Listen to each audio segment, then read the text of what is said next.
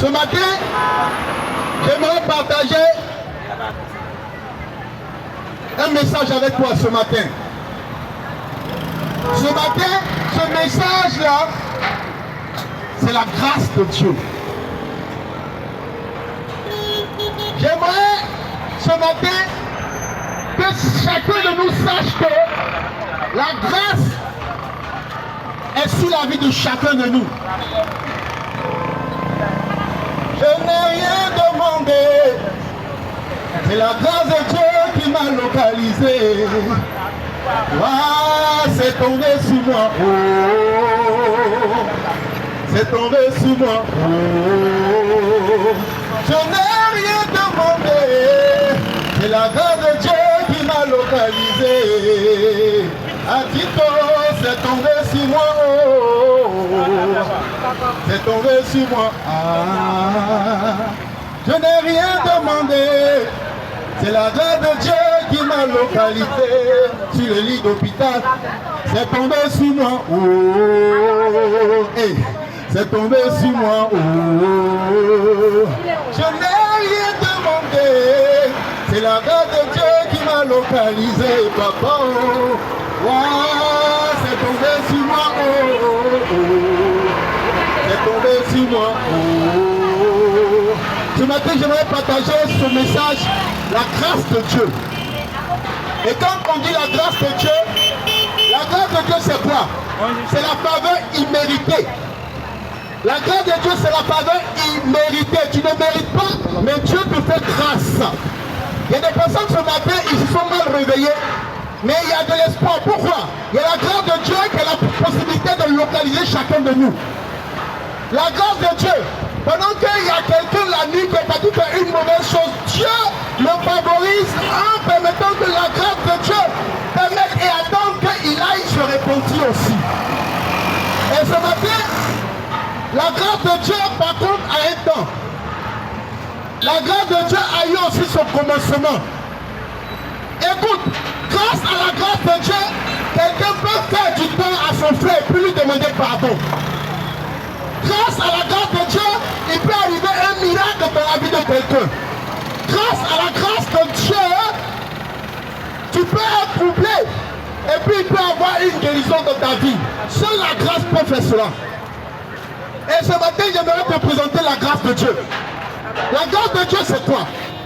La grâce de Dieu, c'est quelqu'un qui passait.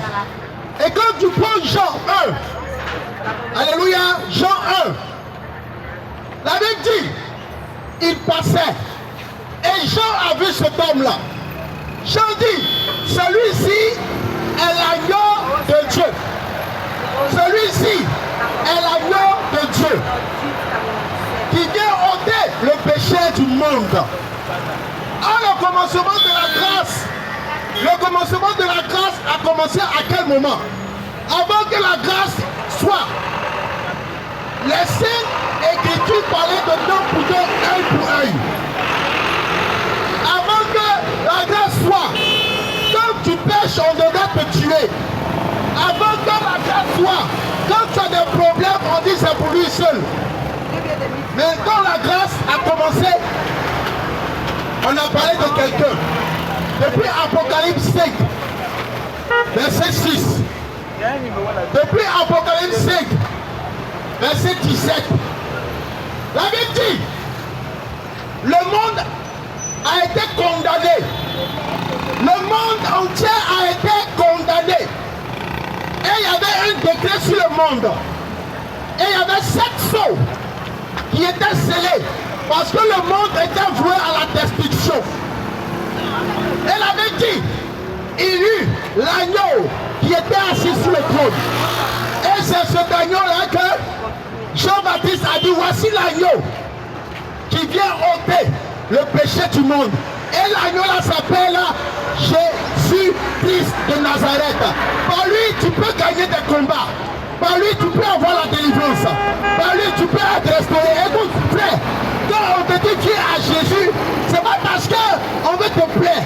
Mais par Jésus, tu peux avoir la délivrance dont les ballons souffraient. Par Jésus qui est la grâce de Dieu. Parce que la grâce a commencé à partir du ministère de Jésus et jusqu'à sa mort. Mais la Bible dit quoi? Quand Jésus est mort, c'est là le décret de la grâce a été imposé au monde entier. Le lieu c'est, le voile qui cachait tous les secrets a été déchiré. Là où on avait condamné, le voile a été déchiré. Là où ils avaient dit que cette famille-là ne peut pas reçu, le voile a été déchiré. Parce que la grâce est entrée en œuvre. La grâce a commencé. Mais écoute, la grâce n'est pas tout le temps. La grâce n'est pas tout le temps. Il y a la fin de la grâce. Comme ça, on dit à quelqu'un, donne ta vie à Jésus.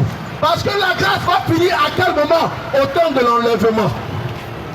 Quand celui qui a donné la grâce, quand celui qui a permis la grâce va partir, il est déjà parti. Quand il va revenir, la fin de la grâce, parce qu'il va venir avec un jugement. Et ce matin, je viens te parler de la grâce. Et les chiffres, les lettres qui accompagnent ce nom-là sont accompagnées de 5. Et c'est à cause de ces 5 lettres-là que David, devant Goliath, parce que quand tu te confies en la grâce, même Goliath tombe. Quand tu te confies à la grâce, même Goliath n'est pas fort. La Bible dit David est allé vers un torrent. Pourquoi? Parce que la grâce vient pour nous donner de l'eau vive. Apocalypse 6, verset 7 dit, c'est l'agneau qui viendra nous donner la source d'eau vive. Et l'eau symbolise la connaissance, la parole, l'orientation, la délivrance, la restauration. Et ce matin, quand tu as conscience de la grâce, aujourd'hui il y a plusieurs religions, mais la personne qui vient te donner la paix, il s'appelle la grâce, c'est Jésus. Parce que le chiffre 5, son nom c'est J-E-S-U-S. 5 lettres qui symbolisent la grâce. Et quand David a pris les 5 pierres dans le torrent, dans l'eau, il a eu la force de vaincre Goliath. Donc cette grâce-là ce matin, je ne te parle pas d'une religion. Je ne te parle pas pour te faire plaisir. Mais ce matin, je viens te dire la vérité. La grâce là, c'est pour tout le monde. Tu es voleur, tu es menteur, tu es troubleur. Mais cette grâce là, ne te dis pas comme tu dis mal. Non. Mais la grâce là est faite pour toi. La grâce là est faite parce que Dieu te connaît. Dieu te connaît par ton nom. Dieu te connaît par ton prénom. Dieu te connaît par le nom de famille. Et il attend à ce que tu entres dans cette grâce là. Parce qu'elle est disponible pour toi. Cette grâce-là, avant que cette grâce-là, on nous parlait de dent pour dent, œil pour œil, pied pour pied, dent pour dent, tête pour tête. Ça veut dire quoi?